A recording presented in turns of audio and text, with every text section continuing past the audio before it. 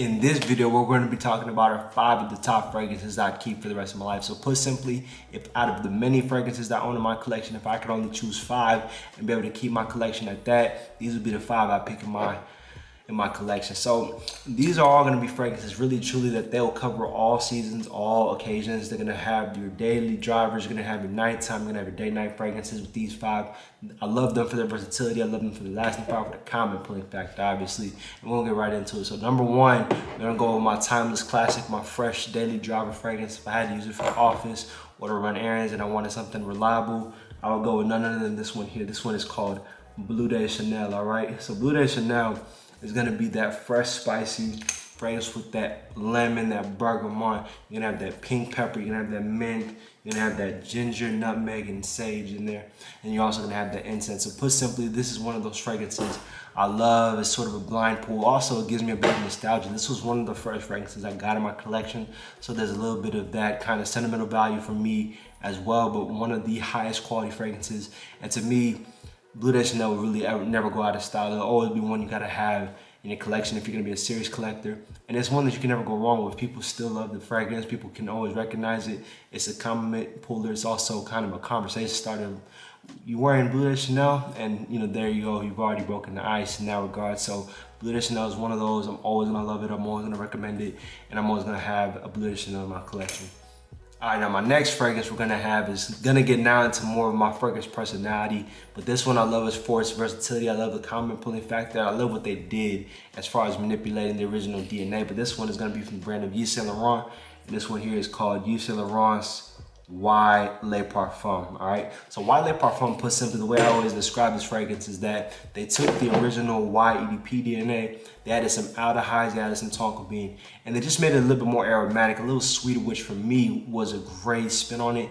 Definitely added, the longevity is better in this fragrance, but I love it just because for me, the YEDP, while I love that fragrance and that it has garnered me a lot of compliments, this fragrance to me, better longevity, better comment pulling factor, and it's a little smoother too because it's not so sharp, it's not so tart as far as the citrusy notes in there. The aldehydes being added coupled with the tonka bean gives it a little bit of smoothness and then a little bit more aromaticity to this fragrance. So I really love this fragrance. I always get compliments for it, and I got the big bottle. I don't regret getting the 6.7 ounce bottle, and I'm already running out of this one, which means I'm gonna have to get my hands on another bottle, which I have no problems in doing, all right? Love this one. All right, now this next fragrance, anybody who knows me and has watched my channel, anybody who knows me in real life knows my affinity for this fragrance. It's really kind of the fragrance that got me into being kind of into the hobby as far as a reviewer and as far as talking about fragrances as a YouTuber. But this one here is from the brand of Jean Paul Gaultier. And this one here is Jean Paul Gaultier's Le Male Le Parfum. So, kid you not, every single time I wear this fragrance, I get compliments on it. It's always, you smell so great, love this fragrance on you, where'd you get that? And so it begs the question, well, why wear anything else? But it's one of those, even when it's warm outside, I still find myself pulling this just because I love the way it smells, just the sillage, the subtlety, the sort of calmness that it gives me as far as not being so loud of a fragrance, but whenever you wear it, you're gonna have a nice presence to you. This one's gonna have cardamom, it's gonna have that lavender, it's gonna have iris, tonka bean, and it's gonna have that oriental and wood. So really nice, versatile, aromatic, vanillic, fresh fragrance. It does kind of smell a little bit more sweet, but then with the vanilla coupled with the iris, the lavender, and then the woodsy notes, it does give it a fresh appeal. So it's a little bit, it's not like Ultra Male, where Ultra Male is known for being overly playful, vanillic, almost feminine. This one to me is that like male DNA, made a little bit more mature, grown up, and this one is one I love getting my hands on and I love pulling, okay?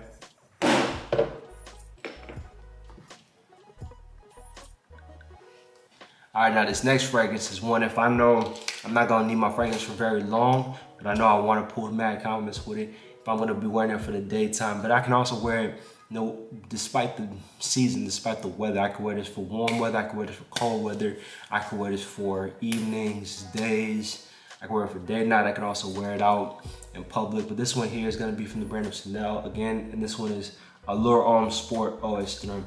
Okay, so Allure Homme Sport Eau Extreme is gonna come out with that mandarin orange, it's gonna come out with that mint, that cypress, and then it's gonna have that pepper, musk, sandalwood, and tonka bean as well. So put simply, this fragrance, the only downside to this fragrance is the fact that it does not have the best lasting power.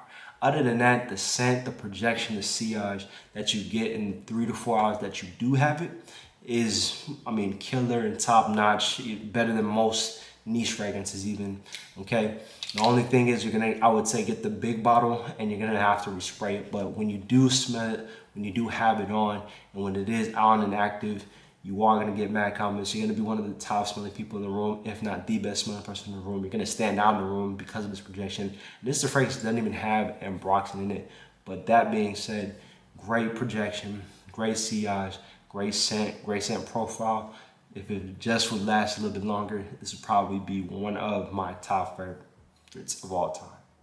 All right, and the last fragrance that we have up for today is from the brand of Prada. Now this one to me is the personification of luxury, class, sophistication, and someone where they are smelling fresh and clean, well put together, but they have an air of mystery to them. And that would be from this one, from the brand of Prada. And this is Prada's Luna Rossa Black, all right? So Luna Rossa Black, when you think of Prada fragrances, I always think of that irisy, soapy, clean, kind of fresh out the shower fragrance. So they took that DNA and they made it a little bit darker, a little bit richer, a little bit more aromatic. And so they added that bergamot, angelica, patchouli. Then you have that coumarin, you have the amber and musk. So they make that Luna Rossa DNA, they add that tonka bean, they add that musk in there to give it a little bit of nighttime appeal. This is definitely your black suit and tie fragrance with the cold weather, but you want it a little bit more aromatic. You don't want it so soapy clean, so fresh. You want a little bit of aromatic touch to it. You want a little bit of character. And you also want a little bit of head turning appeal. You definitely will get your hands on this. All right, but there you go, guys. So my timeless classic, Bang Bleu de Chanel. My versatile, everyday sort of go-to, Boom White Le Parfum.